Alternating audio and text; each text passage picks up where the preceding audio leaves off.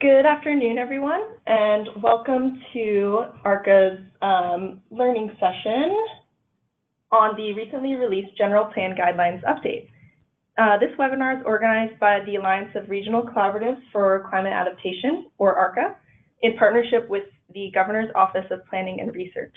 My name is Alicia Brown, and I will be the moderator for this webinar. So the agenda for today, we'll just do a very quick overview of the Alliance of Regional Collaboratives for Climate Adaptation, and then jump in with our two speakers to provide an overview of General Plan Guidelines updates. And then for the last portion, we'll have participant Q&A. Just a few logistics. Everyone will be muted except for our panelists. And due to the large number of participants, we ask that you type your questions into the question box of the GoToWebinar panel. Please feel free to submit your questions at any point during the webinar. I'll be summarizing these during the Q&A portions, which will follow after each presentation. And so we'll have some broader questions that are applicable to both of our speakers, and those will be saved for the final round of Q&A after the overview of resources. For any questions that we don't get to, we'll ask the presenters to respond after the webinar, and we'll share their responses in a follow-up email. This webinar will also be recorded and made available on our website along with the PowerPoint presentation. So ARCCA is a network of leading regional collaboratives from across California that work together to advance adaptation statewide and increase local capacity to build community resilience. Our current membership of regional collaboratives cover the Sierra Nevada region, the Sacramento Capital region, the San Francisco Bay Area, the Los Angeles region, and the San Diego region. The Central Coast Climate Collaborative will also be joining ARCCA in the coming months, and we are also working to engage the North Coast Resource Partnership, as well as stakeholders in the San Joaquin Valley, Inland Empire, and Orange County. The local government commission serves as the coordinator for ARCCA, and the Governor's Office of Planning and Research is an ex officio member of the executive committee, serving as a critical channel between key state agencies and local and regional entities. ARCCA is working to create strong peer-to-peer network of adaptation practitioners and to formalize mechanisms to exchange knowledge and tools. As previously mentioned, we also support emerging regional collaboratives by providing targeted guidance and resources. As we have grown and evolved throughout the years, we are focusing our attention on bridging the planning to implementation gap and strengthening the urban-rural connection, as well as on equitable adaptation practices. And so I'd like to introduce our two speakers for today. First, Michael McCormick, AICP, is a senior planner at the California Governor's Office of Planning and Research, also known as OPR. OPR serves as the governor and his cabinet as staff for long-range planning and research and constitutes the comprehensive state planning agency. Michael's work at OPR and previously with NOAA and the White House Council on Environmental Quality is focused at the nexus of high-level climate change goals and local implementation. Michael was one of the leads on the new 2017 General Plan Guidelines, co-founded the California Adaptation Forum, founded the Civic Spark AmeriCorps Governor Initiative, and was on the founding board of directors of the Alliance of Regional Collaboratives for Climate Adaptation. And then the second presenter will be Dr. Elizabeth Baca. She is passionate about innovations to foster total health and well-being. She currently serves as the Senior Health Advisor in the Governor's Office of Planning and Research. She is engaged in innovation in the public sector to foster health through multiple projects, including healthy planning, healthy food systems, big data, and public-private partnerships.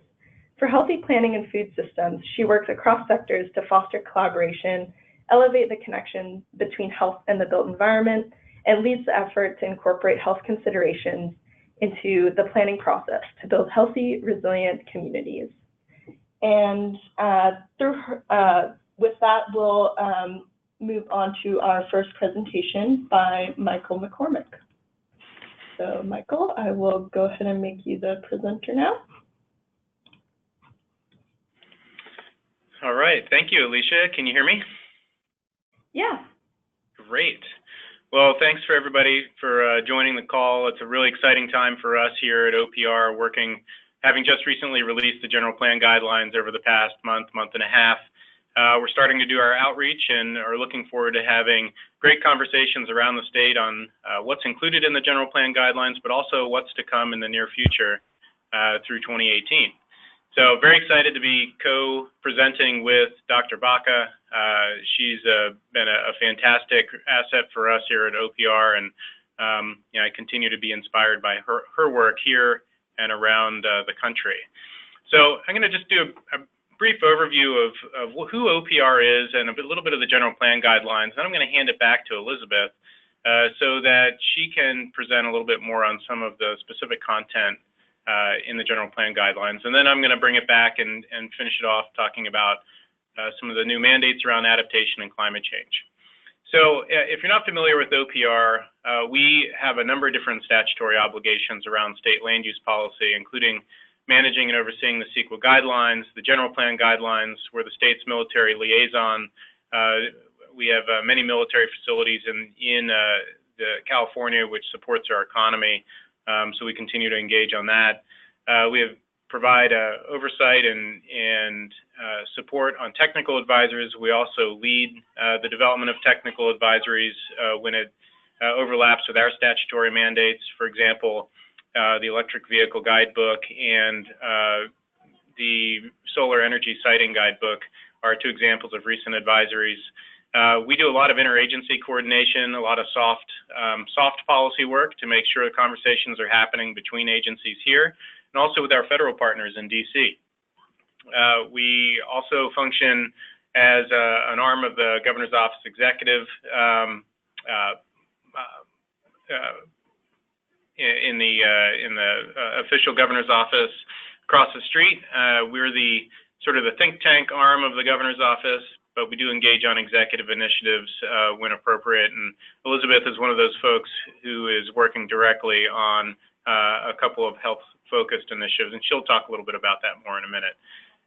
Within OPR, we have a couple of initiatives, including the Strategic Growth Council, the Integrated Climate Adaptation and Resiliency Program, which includes the Technical Advisory Council dealing with adaptation, which is a public-facing body, and the Adaptation Clearinghouse, which will be a resource to provide folks with guidance and resources and case studies on climate change adaptation. These are currently in development, and we'll have a little bit more to share on that in early 2018. And of course, the CEQA Clearinghouse, if you're a land use practitioner in California, you're very familiar with the CEQA Clearinghouse, which makes sure CEQA documents get to the right place and to the right people so that those reviews happen efficiently and effectively. So, general plans. Most of you on the call are very familiar with general plans, but they're basically the blueprint for how a local government's going to grow in the future. You know, the long-term vision.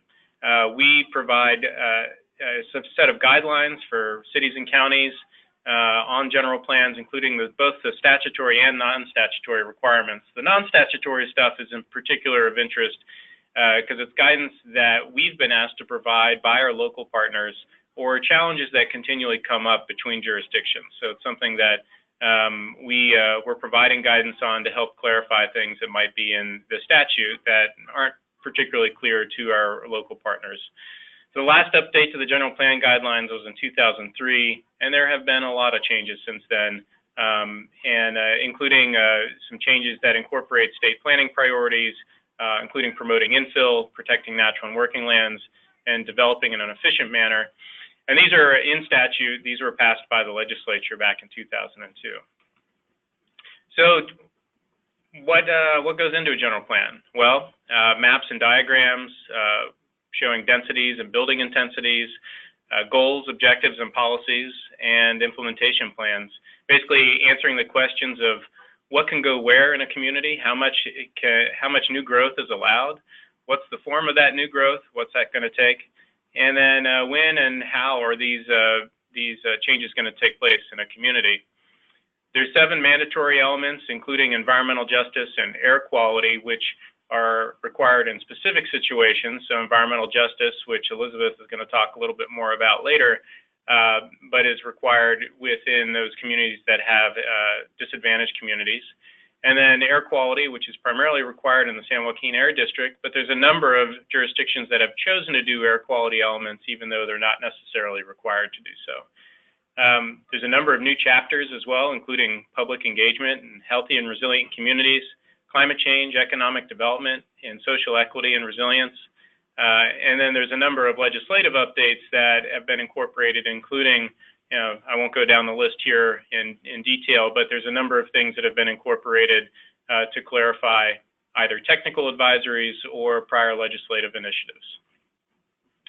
There's a number of additions in this general plan guidelines that make it a little bit easier to use. It's still a pretty robust document at 440 pages, but we've included a number of completeness checklists for all statutory requirements, correlating charts for each element to show the relationship between elements and those mandates, recommended data tables for each element, so what data should be included in your analysis, and then external resources that can be used to support that discussion, sample policy language for each element, live links to external tools and resources and information, and internal links to related sections throughout the text.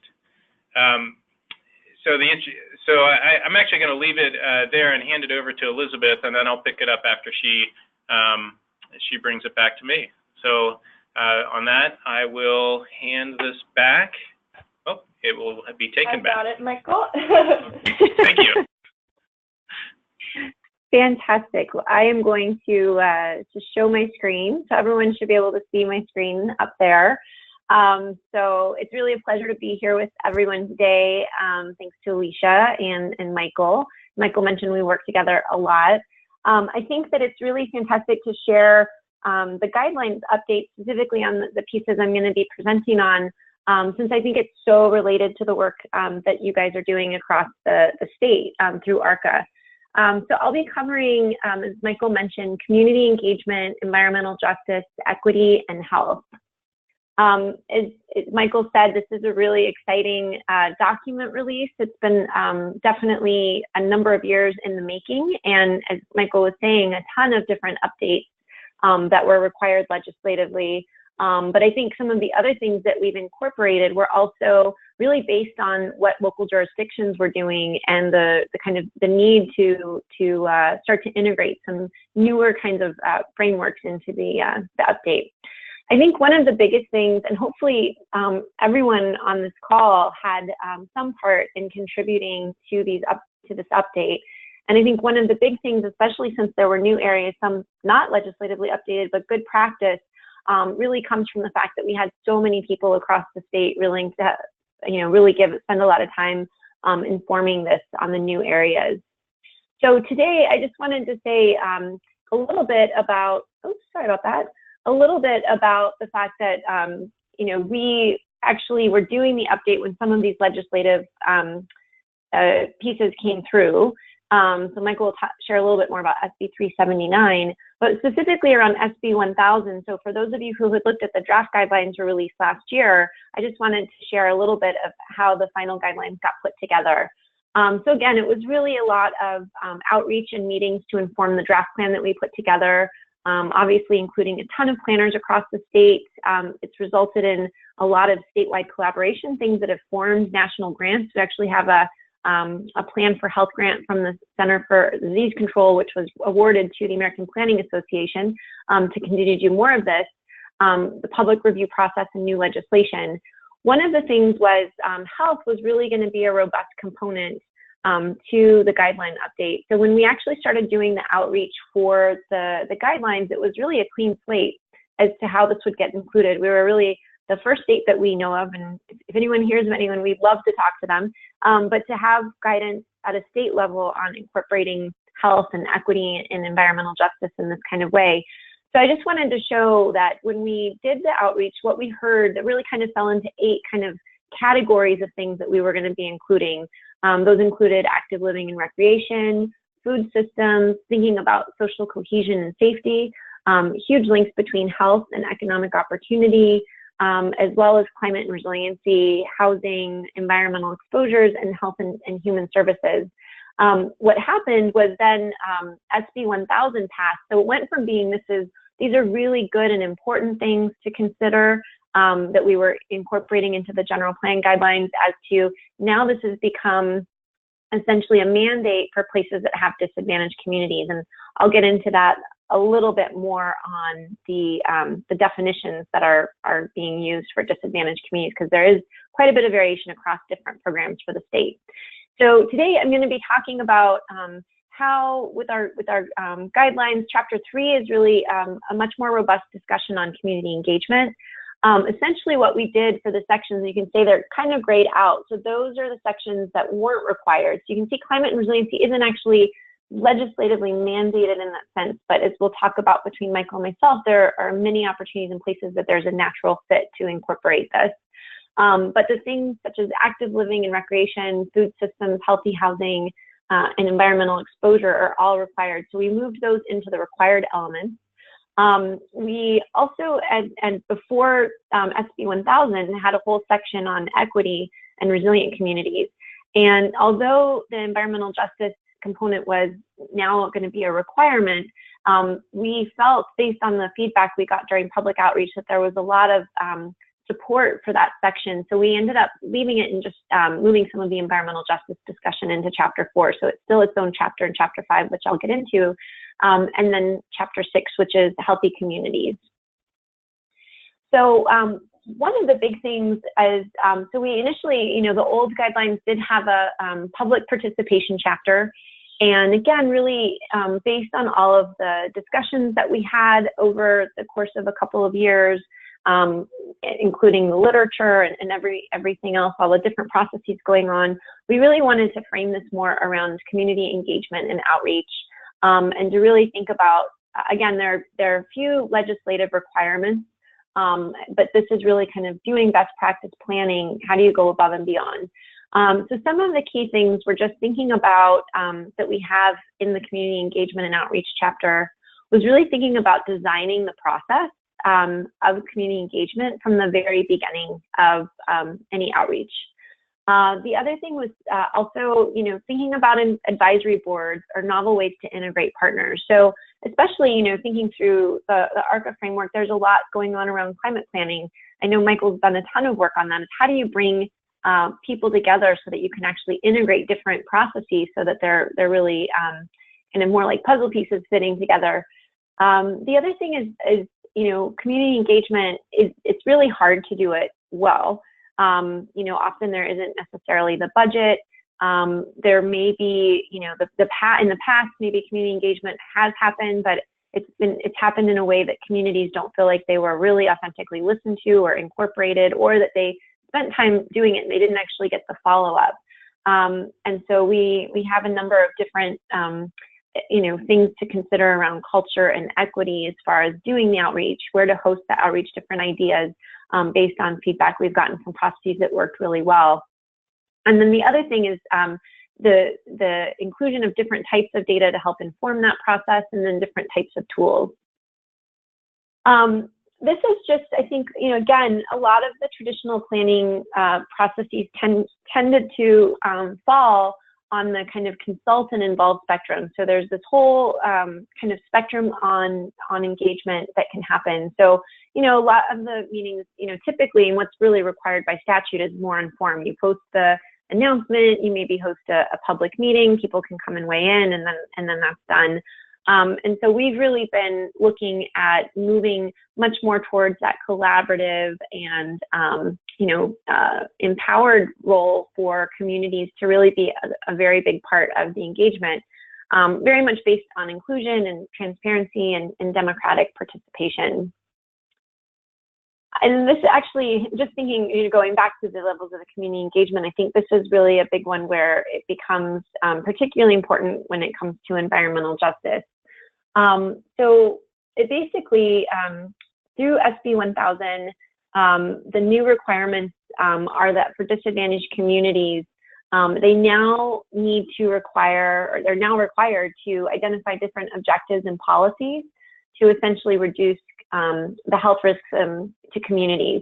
And so again, I think the intent of SB 1000 really was more of a floor, not a ceiling, but a place to start. So I think even though there are these specific requirements, and we stuck closely to that in the guidelines, the idea is to move beyond that. But specifically, it asks for reducing pollution exposure and specifically named air quality, which is a newer thing throughout the state. The one thing to mention is also during this process, we've been working with the Air Resources Board to put out a compendium guidance document to address some of the challenges and the updates on the different mitigation measures that have been scientifically shown to improve and mitigate near roadway exposure. The other thing that SB 1000 requires is promoting public facilities. As I mentioned, the things that have been in the healthy community section: food access, safe and sanitary homes, and promoting physical activity. At first glance, some people say, well, is that really environmental justice? You know, how is creating physical activity and opportunity? I think this is actually a really great one also, where you think about some of the climate benefits as well as the health benefits. But essentially, there's been a great movement on the public health side. There's something called the social determinants, all the social, economic, and environmental factors that impact health. And so that's where it's, you know, moved beyond the clinic walls of recognizing all these important associations.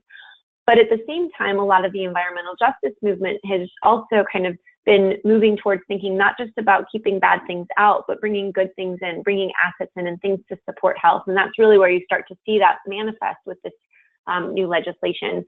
But it's a great opportunity as well when we're thinking about a lot of our climate goals of, you know, having more active modes of transit, having things that promote taking public transit and being able to walk to that space. So lots of different policies that can pertain around climate. The other thing is within the SB 1000, the legislation actually requires identifying objectives and policies to promote civil engagement and civic engagement, both. But you really, you know, start to include that in the decision-making process. Now, there's not a lot of specific direction on how to do that, but it is in there. So there aren't specific requirements. It just has that listed. And then the other thing is prioritizing improvements in specific areas that are disadvantaged. So just as far as the definition for disadvantaged community, because there are, I think one of the, this is going to be something on the implementation side that is going to be, you know, really kind of, we're all going to be learning, and we're already having a number of conversations. We're going to be having more, which I'll talk about. But, you know, how do you identify disadvantaged communities? So essentially, in the legislation, the way that disadvantaged communities is identified is through a number of different ways. So it can be that you fall under the California Environmental Protection Agency Section 39711 of the Health and Safety Code, which is essentially CalEnviroScreen, which I think Michael will mention is actually in our tool. But then also it could be that, or it can be low income. And they define low income as household income at or below 80% of the statewide median, or household income as the threshold designated by the Department of Housing and Community Development, and that's disproportionately impacted. So essentially you could think of it as kind of three definitions. Again, these are the things that are kind of first passes. I think a number of jurisdictions, having already had a number of conversations, are going to be expanding to look at different types of data, and there's really going to be a lot of opportunity to do that in an innovative way to make sure that people are really, that this is meeting the intent and that it's inclusive. So as I mentioned, SB 1000 requires cities and counties with any disadvantaged community, and I just went over the definition, to be you know, integrating these policies and objectives into their general plan. Of note, I know some folks have actually heard some information that it has to be a separate element. That's not the case. It can be a separate element, or it can be integrated into other elements. And I think that's kind of, you know, it's going to be, again, one of those things that depends on what's happening, you know, as far as other planning processes, local goals, kind of their plan for their update. One of the key things is that this adoption is going to take place upon any adoption or revision of 2 or more elements after January 1 of 2018. So that's really coming up pretty quickly.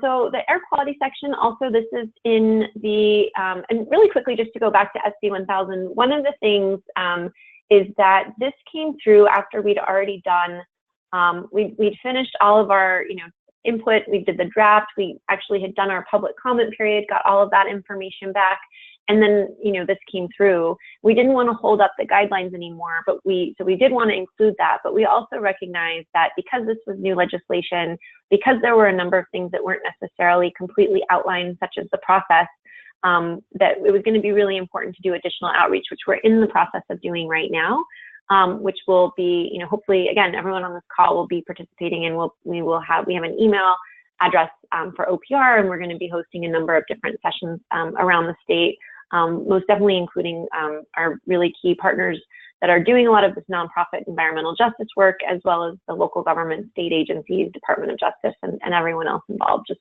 very similar to the process we used for the general plan guidelines.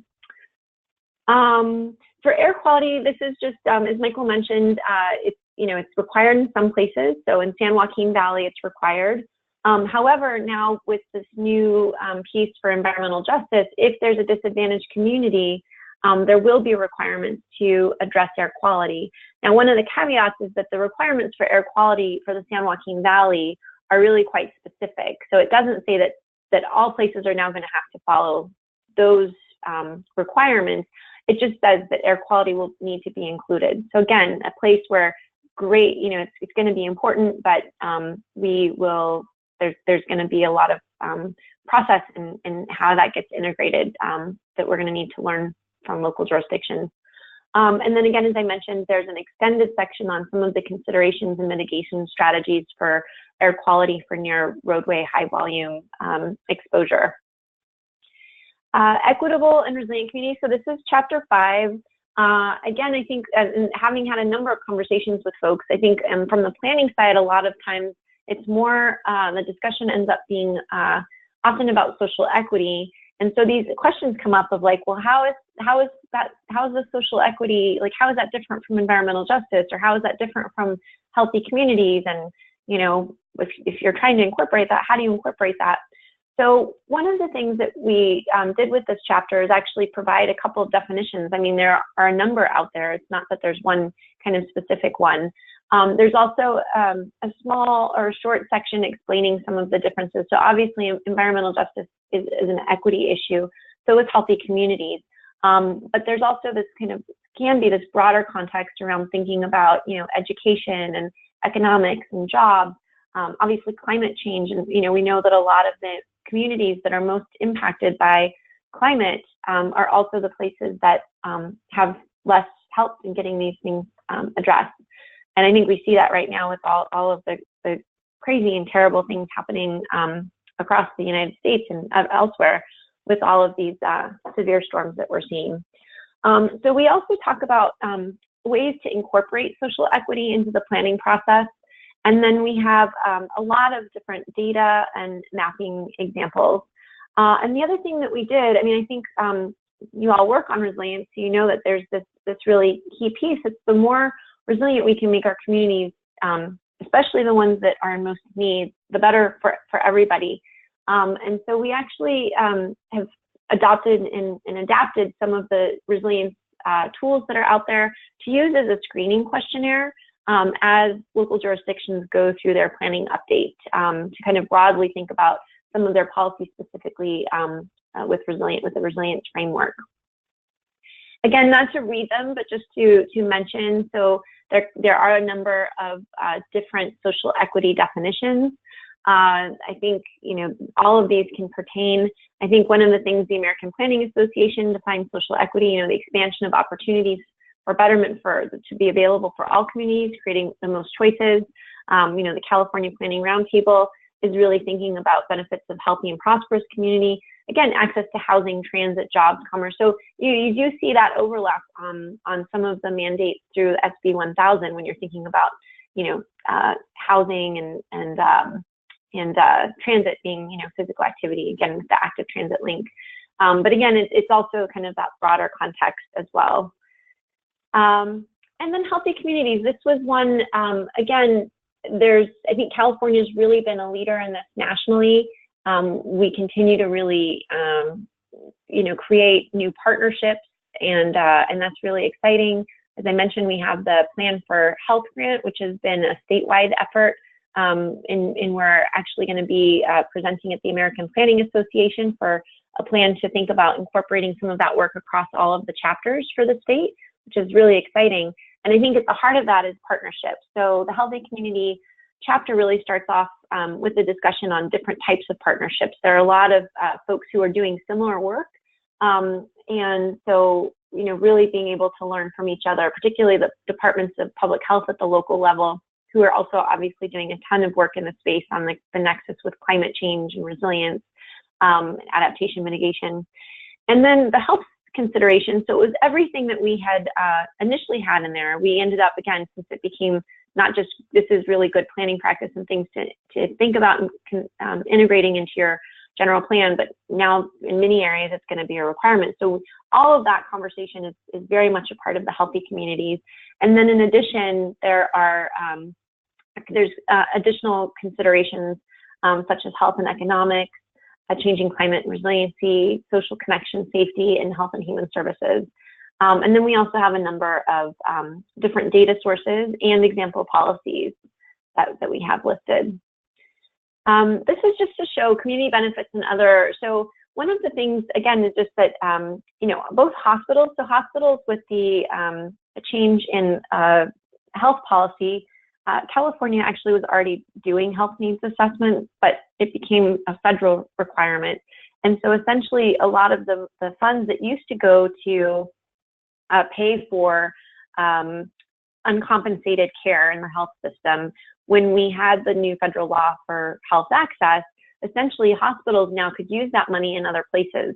And so they actually, you know, nonprofit hospitals across the state, I'll do a community health needs assessment. One of the things is that needs assessment often is looking at similar data that a planning agency or public health department is looking at, and they actually have different priorities and then sometimes funding.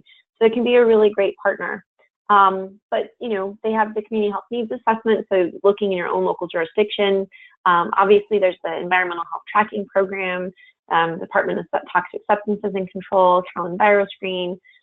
There are just a number of different, you know, health interview surveys and community indicator projects from the Department of Public Health and then other entities that we list as different resources to think about integrating into your planning process, both for public outreach and, you know, having that as a starting point for conversation, but then also thinking about using it for evaluation and monitoring, which is another thing we heard from folks that was really important to loop back around. As Michael mentioned, we have a lot of data. So this is just an example from from chapter 6, which is in Healthy Communities. Obviously, as Michael mentioned, we also have a graph throughout that shows these different relationships. So one of the things is when you're thinking in a systems perspective, everything ends up being related. But this is, you know, a number of these could be used in different sections. But for instance, life expectancy can be a really good proxy for general health and well-being. And I didn't include any maps on this for this presentation, but one of the things is we often see that life expectancy tracks. You can look at income, you can look at poor health status, you can look at life expectancy, and you know there's a very strong relationship between the built environment factors and your health and longevity. Other things, and often these things all kind of cluster together, but other things you could, you know, incorporate would be something like asthma, you know, prevalence to emergency room and hospitalizations, particularly thinking about climate, right? As we think about air quality and obesity, walkability, unintentional injuries, walk trips.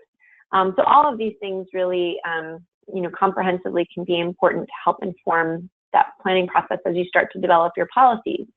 We also have the example policies and in different appendices in the back with more policies. And of note, just also to let you guys know, is that as part of our outreach with SB 1000, we have an additional guidance document. Michael mentioned we were really trying to be as concise as possible.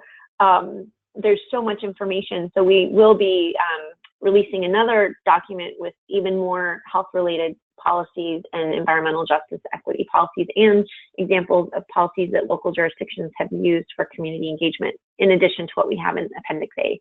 But this is just an example. So basically we have places who have adopted this policy. So, you know, this is something that got through the local planning process. It's got the example of where that place was, and then the relationship to other elements. So for example, In the county of Sonoma, they have encouraging development that reduces vehicle miles traveled, decreasing distances between jobs and housing, reducing traffic impacts, and improving affordability. All of those, again, from that bigger, broader perspective of what impacts health, are definitely health-related policies. County of Marin has, for example, Plan for Climate Change, Plan for the Public Health Implications of Climate Change, including disease and temperature effects. I live in the Bay Area, and I must say it's been really strange having 100+ degrees recently, and we're seeing a lot of changes. So I think getting these types of policies integrated in that long-term big picture perspective is a really great way to start to move things forward. So again, so the implementation is going to be a big focus. So again, we're really excited that we have the guidelines out, but we really recognize that we're going to need some more discussion. So we are going to be, as I mentioned, doing a process similar to the general plan guidelines. We also, I forgot to mention, we're also developing case studies. So the other thing we heard was the importance of having local examples. So one, if you have great case studies, please let us know. But two, we're going to be releasing those fairly shortly. And they're going to be, they're in the same format so that they're linked to what's going on with the adaptation work through ICARP. So that's really exciting. And then, additional considerations. So definitely, hopefully everyone is involved. We'd love to hear how you're integrating this. And on that, I'm going to pass it off back to Michael because he really got that great insight on how this all integrates into the safety and climate change piece directly. Thank you, guys. Great, thank you so much, Elizabeth. Before we go, just really quickly, we do have one question for you. Are food systems considered under the healthy communities piece? So yes, so food systems initially were considered under healthy communities, but food access, so it doesn't say food systems in SB 1000, but it says food access, which to us means part of food systems. So we do have that conversation that we used to have in healthy communities, now moved into Chapter 4 under the required elements section. Again, the only legal requirement says food access. But one of the big things that we've been seeing is a lot of local jurisdictions, again, taking this more holistic approach, thinking about food systems at large, which obviously for all of the climate work is a direct link when you're thinking about food systems. So it's a more integrated component. A lot of places have started to have food policy councils, which are thinking more broadly about transit and land use protection, farmland, ag preservation. One of the other big things, which I didn't get into, but I've been working with CalRecycle, and it very much ties into the SB 1000 environmental justice food access piece, is SB 1383, which is really looking at, so it's short-lived climate pollutants, and really how do we divert our waste, our organic waste, so keeping it out of landfill. There are going to be new regs coming out, but there's one of the pieces on that is actually a requirement for food recovery for human consumption. So food that used to go to landfill, that's perfectly great. You go to these big conferences, you look at schools, universities, all, even, food survey, like retail, that gets thrown out, and that is completely fit for human consumption and really good food. So I think there's going to be a lot of opportunity with this to again, be more innovative and holistically integrated into the planning process. Great, thank you. So I will pass it back off to Michael. Thank you, Alicia, and thank you so much, Elizabeth. I'm actually going to take us a little bit backwards again over to a couple of earlier chapters and then dive into the climate change piece. The structure of the general plan is really important. The general plan guidelines is really important to understand. So I'm going to race through a couple of these chapters here to give you a basic outline of what's in it outside of the work that Elizabeth has discussed and the work that I'm going to discuss. So the introduction section outlines what the legislative updates were, the live links to the tools, a number of tools and resources that are available, including a general plan guidelines data tool to provide access to data layers to help you do your mandatory components of a general plan. It's state authoritative data. We're continuing to build that out, and feel free to reach out to me if you find you need additional information that's not currently in that tool. We have about 60 data layers currently in the tool, and we'll be adding 20 to 30 more over the next couple of months, and more to come after that as needed. So let me know, let us know how that's working for you, and we're going to be continually working to improve that over time. Example policies, as Elizabeth outlined, and I think one of the important pieces of this, and Elizabeth touched on this too, but is coordination with other state work. So the general plan guidelines weren't done in a vacuum. In addition to the hundreds of outreach meetings that we did for the guidelines update to our local and regional partners, we also had quite a few internal discussions. Climate specific, we coordinated directly with the staff at the California Energy Commission that developed CalAdapt, and through the scoping plan as well over at the Air Resources Board. So there's consistencies internally in the general plan guidelines with these other resources that are out there. So, thinking about the general plan guidelines role in framing up a vision for local governments, we included a chapter on that visioning aspect. It's great for community groups to be able to access this in particular, because the general plan, it's not the end-all be-all. It doesn't do everything for a community, and this helps provide that context. The land use element, a critical component of the general plan guidelines, expands information on form-based codes, which have become a very popular form of land use control recently over the past 10 to 20 years. And it has examples of land use maps and diagrams, information on school siting, which has been something that communities have been dealing with more and more as there's encroachment on good school siting, school sites.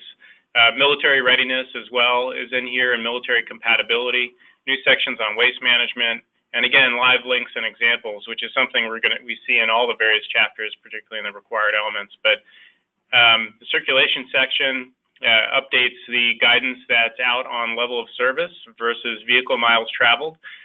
So if you've done climate action planning work or have been engaged with the CEQA guidelines update, you understand there's a big discussion going on about changing metrics from level of service to vehicle miles traveled to support those communities that are more efficient in how they grow, and to actually analyze environmental impacts of transportation based on how far people drive versus how much congestion there is. So there's additional information in there on that. Relationships to the land use and other chapters throughout, trade-offs. So, when we think about a walkable, multimodal community, there are trade-offs there on efficient transportation for single occupant vehicles, for example. It talks about the pros and cons of that as well. Parking is also incorporated in this, and some additional discussion on complete streets to augment the technical guidance that came out a few years ago with links to resources. We also talk about ports, airports, and military facilities and relationships there. For the housing chapter, housing element, we worked closely with the Housing and Community Development to support the content that they have on their website. And we added new sections on housing and health, climate and economic development, in addition to significant external linkages too, and added content on displacement and affordable housing. Conservation and open space as well. Prior to adaptation being required for general plans, this was one of those places where climate change adaptation was sort of based, and now it's one place where it continues to be talked about, but conservation and open space continues to be an important role in thinking about emissions reductions and sequestration, and also adaptation, recovery, tree canopy. Go on down the list of the importance of conservation and open space. So we've expanded the links and examples and resources throughout that, added new text boxes, and expanded discussions on the tribal resources and coordination piece as well. Renewable energy is also cited here, as there's been interest in citing larger scale renewable energy on open space and conservation lands, and it talks about the trade-offs and the opportunities and the challenges there as well. Noise, it largely refers to the prior noise guidance, but it adds additional context related to noise and infill. One of the challenges in creating cohesive, walkable community is that there are oftentimes noise leakage issues, particularly from larger volume roadways that can cause issues in communities. So it talks about the pros and cons of how to locate and address noise mitigation. And then the safety element, there's a number of updates to the safety element, including incorporation of technical advisories around flood and fire, better coordination with local hazard mitigation plans, new sections on climate adaptation and resilience as required by SB 379, and then a lot of internal and external links to related elements and considerations. Direct coordination with resources, including the Office of Emergency Services, State Hazard Mitigation Plan, Local Hazard Mitigation Plan guidance, CalAdapt, the Adaptation Planning Guide, and ongoing and continuing engagement in the development of the Integrated Climate Adaptation Resiliency Program. So just to dig in a little bit more in detail on the adaptation side of safety element, the legislation required that it be included in the safety element, but it didn't preclude incorporation into other chapters. And I think this is a really important part of dealing with adaptation in a general plan, is that you really should be looking at it as a part of the entire component of how a community grows sustainably and holistically and smartly. It encourages cross-linkages and co-benefits discussions across all of the elements. And there's some distinct actions that are required per the legislation. One of them is basically doing a gap analysis, looking at, what are the plans on the books now? How do they address climate change? And then assessing the community vulnerability, creating a set of goals, policies, and objectives, and then creating a set of feasible implementation measures. And then you actually implementing those implementation measures, which is sometimes a step that is harder than all of the rest combined. But those middle three steps that are colored are reflected in the Adaptation Planning Guide process, which I'll get to in a minute. But CalAdapt serves as a critical supporting mechanism for the vulnerability assessment. SB 379 specifically called out CalAdapt as one of the primary resources to look at for vulnerability. It doesn't preclude using other tools or using regional or locally developed tools or consultant-generated tools, but it does say CalAdapt is a great place to start to access information. And we've worked with them over the past couple of years to really focus in on local governments' needs and resources. And if you haven't looked at the new CalAdapt site, please do. It's got a lot more usability, greater access to tools and resources, and you also have access to the web services data layer. So if you're building your own widgets and tools and data and information, you can actually have that data served to your resources, which is a huge shift and brings us into really create some additional collaboration opportunities that weren't there under the prior CalAdapt. The Adaptation Planning Guide, again, as I mentioned, serves as the basis for the process to address adaptation. This was published in 2012 by OES and the Natural Resources Agency. OPR was also a partner in this. Basically, the first 5 steps look at the vulnerability side of things, and the last 4 steps deal with the adaptation side. And so what does that mean, really? Well, there's a big focus on data and vulnerability in particular. The legislation called out assets, resources, and populations that are sensitive to various climate change impacts, which could mean a lot of different things to a lot of different people.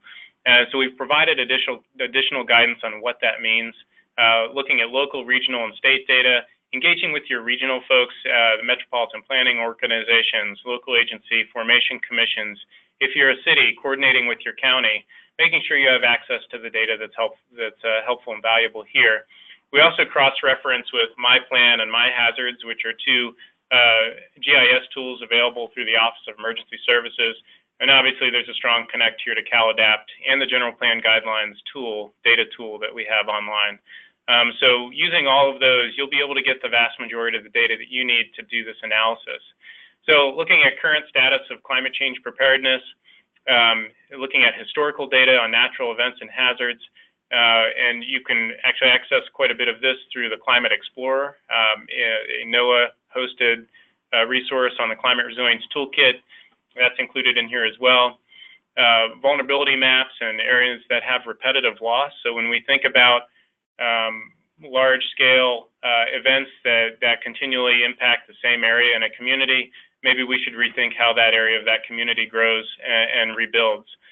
Existing and planned development in at-risk areas, so thinking about where have things gone, where things should go in the future, and the protection of public health, safety, and the environment. So all the data that is used to generate an understanding of these things. And then generating goals, measures, and implementation measures out of that data and that vulnerability assessment. Looking at feasible approaches to reducing risk with new uses of land, location of at-risk and resilient critical facilities, which oftentimes can change definition based on the community that you're in, but we've provided some guidance on what this might mean to your community in the general plan guidelines. And identifying how buildings and development can be made resilient, and we provide external resources to help you understand what some of those options are. Identifying an approach to working with local, regional, state, and federal agencies.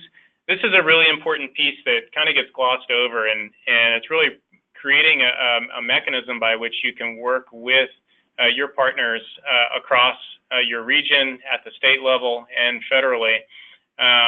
If you don't have those relationships already, it's important to identify a mechanism to build those relationships, and you know, in times of crisis, it's important to have existing relationships in place and trust built with your partner agencies around the U.S. and here in California.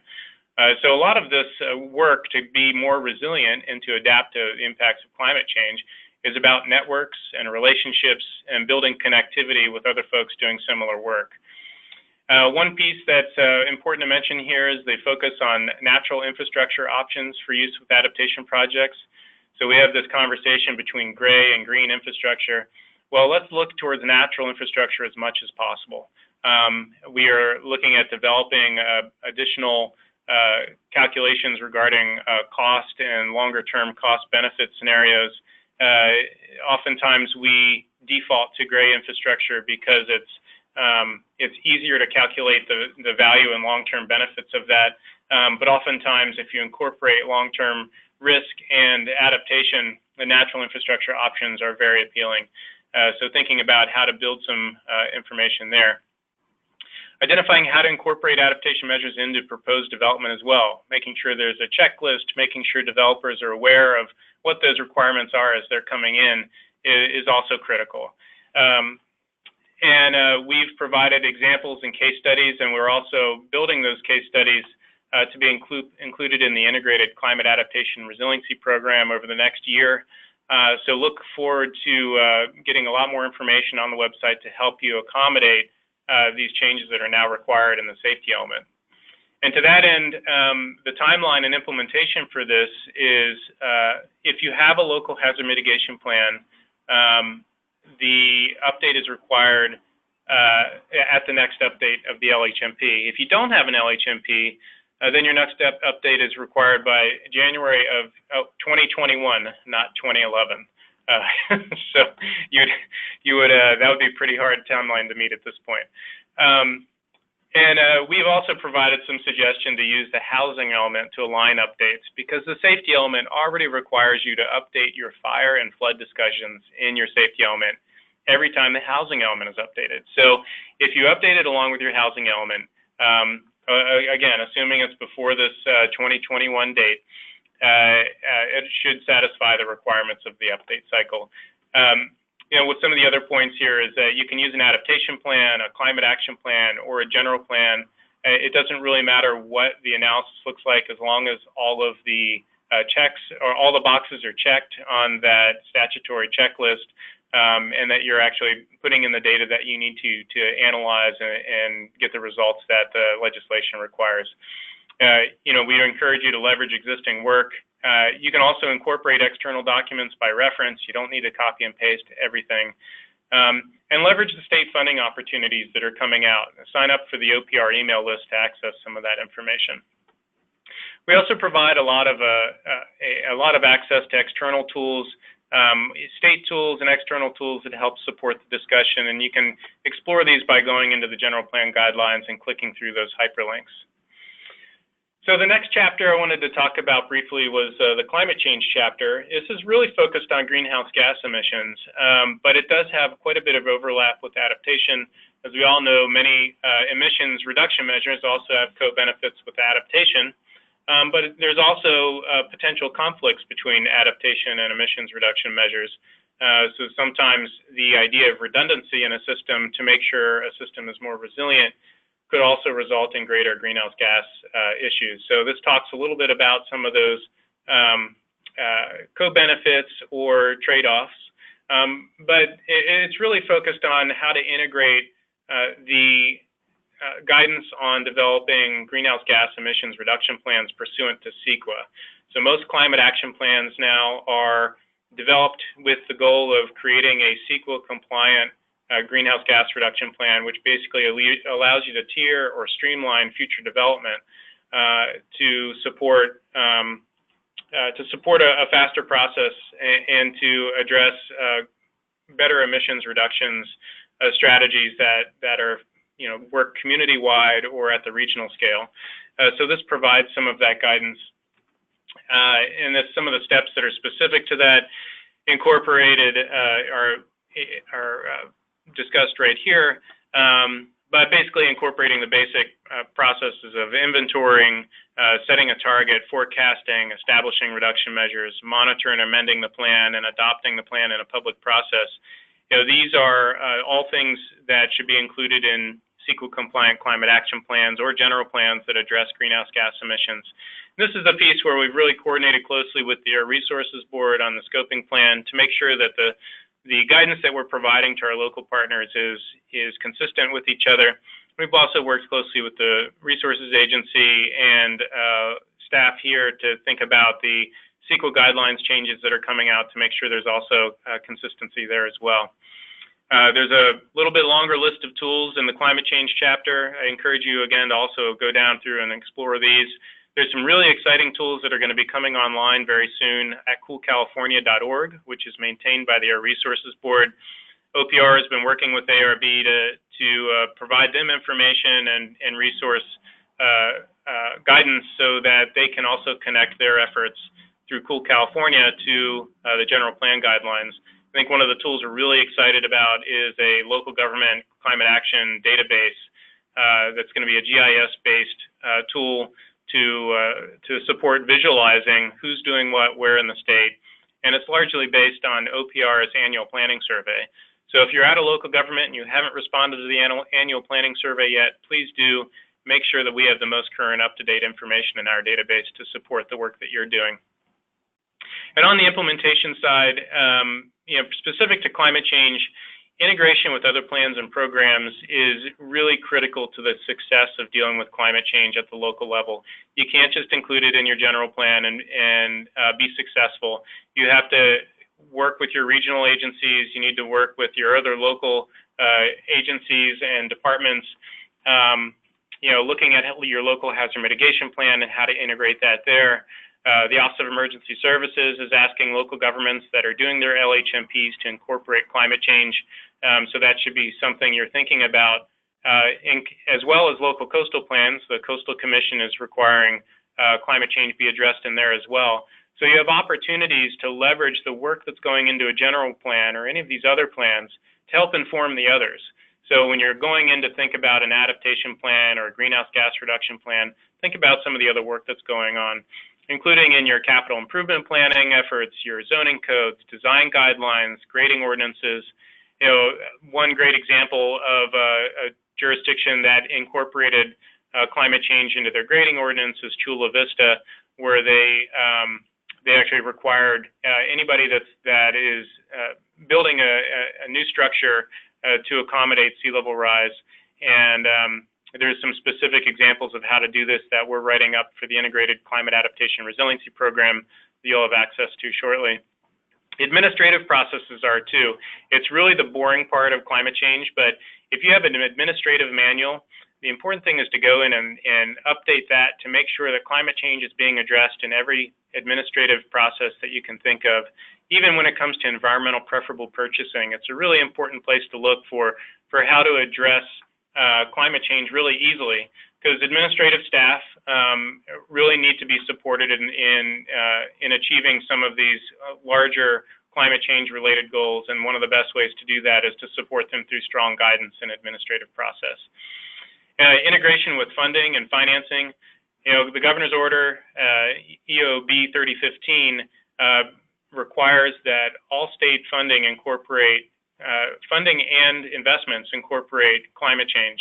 So you'll not be receiving state funds now without a corresponding request to address climate change emissions and adaptation. So it's something you should be thinking about as you're applying for grants, thinking about funding opportunities, thinking about a staff report that asks, what are incorporating a question in your staff report about, does this affect climate change? Is this going to result in longer term costs because of adaptation impacts? So thinking about how to incorporate it with funding and financing and process. Capacity and process improvements are something else to think about as well. Typically, if you're adopting a climate action plan or an adaptation plan or a general plan that includes these things, you need someone in a leadership position that can help coordinate and support implementation, particularly since there's so many people that are not familiar with how to implement climate change related policies and programs. We would typically recommend someone be based in a city manager's office or a chief administrative officer at a county, somebody at that scale who can work with all of the agencies that are underneath that executive office. And lastly, but certainly not least, regional collaboration has emerged as a great model to coordinate across jurisdictions and across counties to make sure things are happening in an efficient way. We've seen joint implementation of policy, joint procurement, joint installation of infrastructure, and it's really a great way to coordinate, save costs, and save staff time. And thinking about how to implement a general plan, again, it's not the end-all, be-all. There's a lot of other things that have to be done in order to make a general plan actually work, including specific plans, zoning codes, and thinking about the project permit process and how you site infrastructure. So I encourage you, as you're at the high-level policy phase, not to forget about those really important efforts that are going to need to be happening on the ground. I've also included a number of links here. You'll be able to access this PowerPoint, I'm assuming, at another date, so I'd recommend you take a look at some of these resources. And this last bullet point here, just wanted to expand on this a little bit, the Alliance of Regional Collaboratives for Climate Adaptation. For those of you working on adaptation, if you're in one of the regions that are referenced here that Alicia talked a little bit about earlier, I'd encourage you to reach out to those folks and talk with them about the work that's happening within your region. There's also coordination happening on both emissions and adaptation through a number of different regional-based organizations. And of course, as it would be, most of these boundary lines don't match, but sometimes they do. The California Air Districts, they're working actively on climate throughout the state. California water boards are as well. Integrated regional water management districts are also working on climate change. And metropolitan planning organizations and RTPs are as well. And then there's also a map here on the left regarding the climate impact regions in the adaptation planning guide. So this is something that is connected to the region. Sometimes it's an additional resource to think about, but there is information in the adaptation planning guide about the impacts in your region. Although the information in CalAdapt is current as of now, so I would encourage you, even if you do take a look at the APG information, to go in and at CalAdapt and take a look at the impacts in your area. So the next steps on the general plan guidelines, we're really excited about them being done. And we really want to make sure we get out and access the folks that are trying to get this stuff done. Many of us here at OPR are working actively with a number of local governments around the state on their general plans. We're on an ad hoc basis, just answering phone calls or emails. We're going to have workshops around the state. Please do sign up for the general plan guidelines email list at opr.ca.gov. In order to access that information, we'll be sending out dates for those workshops very soon. And then there's also meetings, research, outreach, and coordination happening beyond just general workshops to update the environmental justice section, as Elizabeth said, add additional data suggestions and link, as I mentioned earlier, and then add guidance on an optional water element. We heard through our public review process that there was a lot of interest in developing an optional water element that includes both flood and drought, ironically. So a couple years ago, the main interest was drought, and now flood has also become a major interest of jurisdictions. So we'll be working on that this year. So look for requests to participate in workshops and discussions on that as well. And longer term, we would envision that there would be regular updates to the guidelines. We've structured them in a way to allow those updates to occur more efficiently, and we're really looking forward to hearing from you what works and what doesn't work. And we look forward to doing a mini update in 2018 just as a cleanup, knowing that in a 440-page document, you're not ever going to get it all right. We hope we got most of it right, though. So on that end, I'm going to leave it there, and Elizabeth and I can answer any questions or other things that have come up. Great, thank you very much, Michael. And so we wanted to open it up to Q&A for this portion. And so if you have any questions regarding either of the presentations, then please enter them into the questions panel, and we will go ahead and answer them. And we have one right now. So if a jurisdiction is not currently in the process of updating the general plan, will they be required to, or in what time frame will they be required to incorporate changes?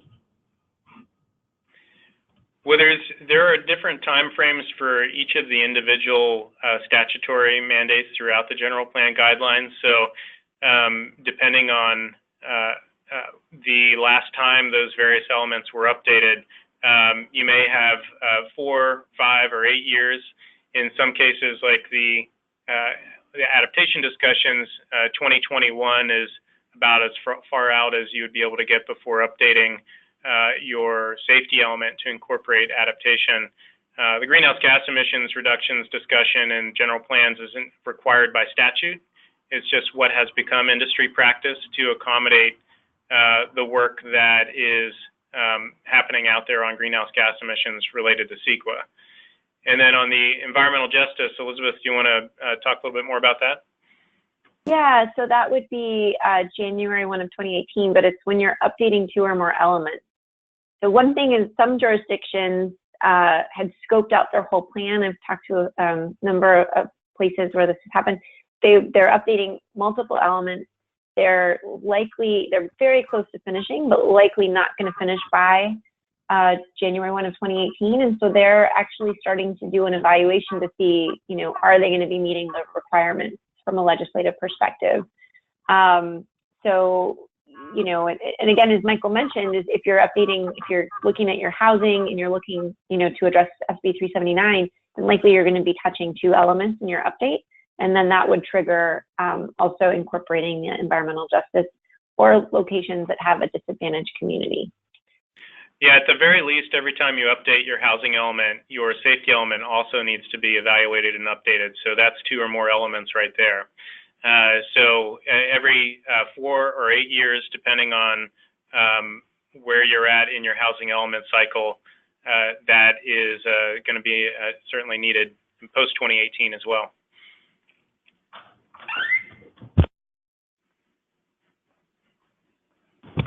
Thank you. And let me see for the other questions.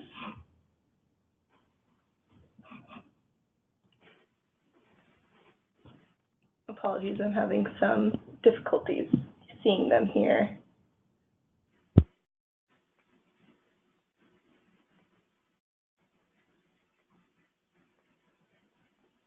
Okay, are there any penalties for non-compliance? And if so, how are they enforced and what agency enforces compliance? Michael, I'll leave that one to you. Yeah, could you repeat that question? I apologize. Sure. Are there any penalties for non-compliance? And if so, which agency enforces any penalties? Yeah, so there's individual requirements for individual sections. For example, housing community development is the lead agency for the housing element.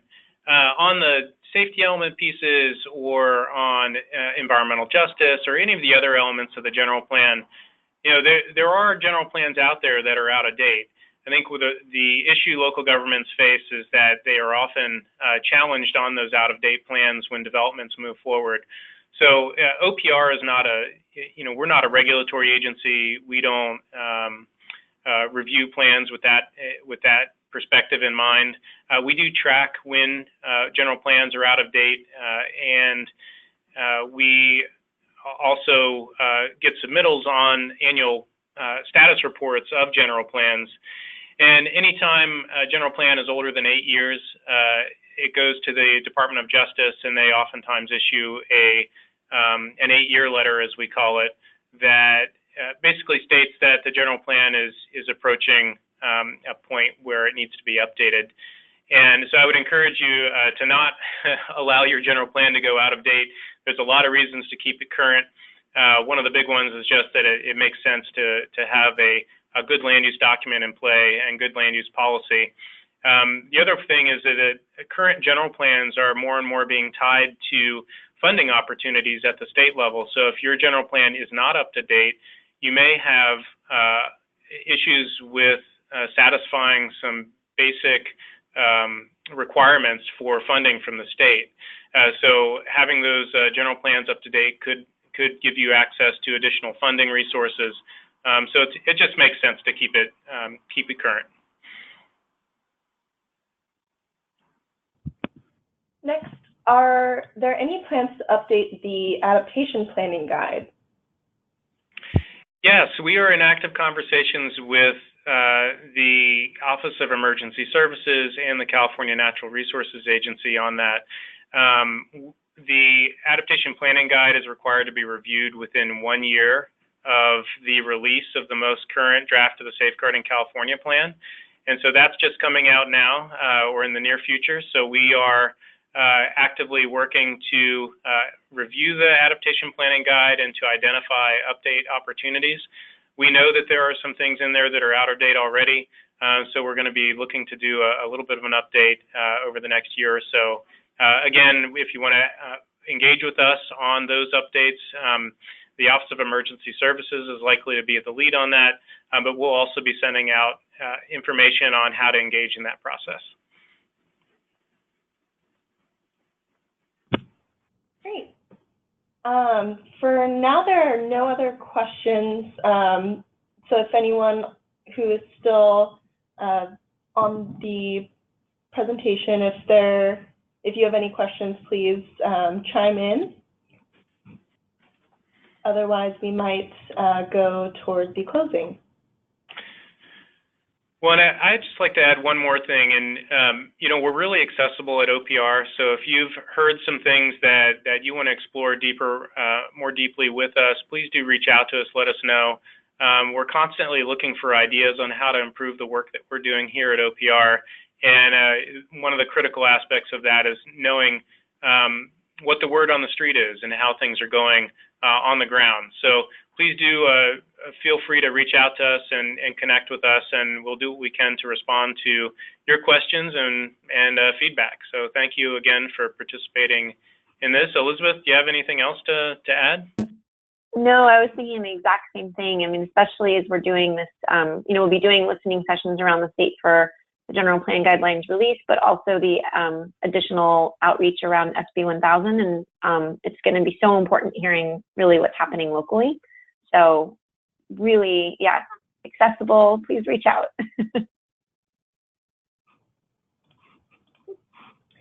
Great, well, thank you so much to Elizabeth and Michael for joining us today. And thank you to everyone who was able to participate in the webinar. We hope you were able to find it worthwhile and valuable. And just as a few closing remarks, as a reminder, the webinar recording, presentations, and if there were any final questions we weren't able to get to, we will be sharing those via email and posting them on the ARCCA website. And we are currently planning learning sessions on voluntary resiliency standards and with the Climate Justice Working Group on their recently released recommendations for integrating equity into adaptation work. So please stay tuned for more information on the next learning session. And with that, we would like to conclude the webinar a little bit early today. So again, thank you very much, and we will be following up. Thank you, Alicia. Thank you.